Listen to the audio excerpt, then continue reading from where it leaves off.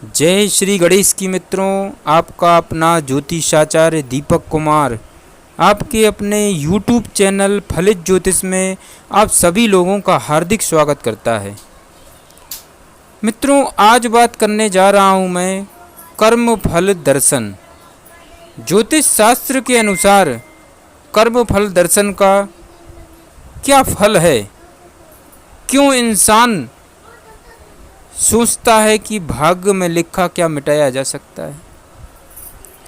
असलियत ये है मित्रों कि ज्योतिष शास्त्र से अवश्य ही आपके भाग्य में जो है वह बताया जा सकता है, किंतु भाग्य का लिखा मिटाया नहीं जा सकता है।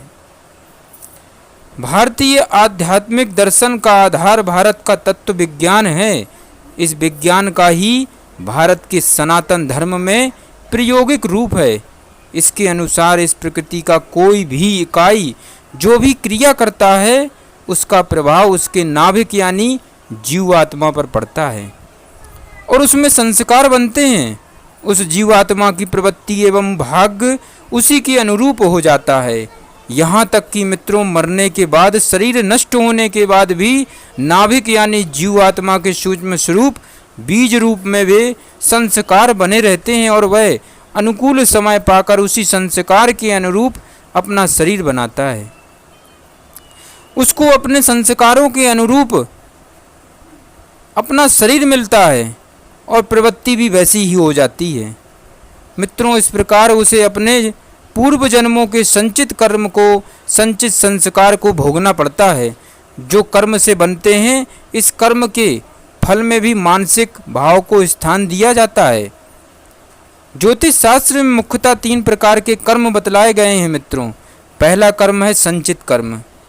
अनेक जन्मों से लेकर के वर्तमान क्षण तक किया गया कर्म संचित कहलाता है। भले ही वह इस जन्म में अथवा इससे पूर्व जन्म में किया गया हो, मनुष्य के लिए समस्त कर्मों को एक साथ भोगना संभव नहीं होता है, अतः इन्हें वह क्रम से भोगता है मित्रों। दूसरा आता है प्रारब्ध। वर्तमान शरीर संचित कर्मों में से जितने का फल भोगना प्रारंभ कर देता है वह प्रारब्ध कहलाता है। संचित में अच्छे बुरे दोनों कर्म हो सकते हैं, क्योंकि मनुष्य जैसा करेगा वैसा ही संचित होगा और उसे प्रारब्ध के अंतर्गत भोगना पड़ेगा। तब जिस तरह से रोग ज्ञात हो जाने पर उसे दवाइयों के द्वारा ठीक किया जाता है, ठीक उसी प्रकार प्रारब्ध के संबंध में जानकारी प्राप्त होने के बाद दान, पुण्य, व्रत, जप, तप, यज्ञ, शुभ कर्मों के द्वारा उसके दुष्प्रभाव को भी समाप्त किया जाता है। मित्रों, ज्योतिष शास्त्र के माध्यम से प्रारब्ध का ज्ञान प्राप्त होता है। इस शास्त्र की सहायता से भाग्य फल में वांछित परिवर्तन लाने के लिए प्रयास किए जा सकते हैं।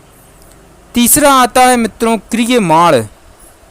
वर्तमान शरीर के द्वारा किए जाने वाले पाप पुण्यात्मक कर्मों को जो कि हो रहा है क्रियमाण कहा जाता है। क्रियमाण के अंतर्गत होने वाले शुभ कर्मों के द्वारा अशुभ फल को बहुत हद तक नियंत्रित आवश्यक किया जा सकता है। वास्तव में ज्योतिष शास्त्र का यही सबसे बड़ा लाभ होता है मित्रों, क्योंकि हर इंसान चाहता है कि उसका भाग्य उसका साथ दे। कई लोगों के प्रश्न होते हैं कि अगर मेरा यह ग्रह मुझे ये चीज़ें नहीं दे रहा है तो क्या ज्योतिष शास्त्र में उसका उपाय है। सर्वप्रथम बात ये आती है मित्रों कि आपकी जन्म कुंडली में जिस चीज़ का योग होता है वह आपको 101% प्राप्त होता है।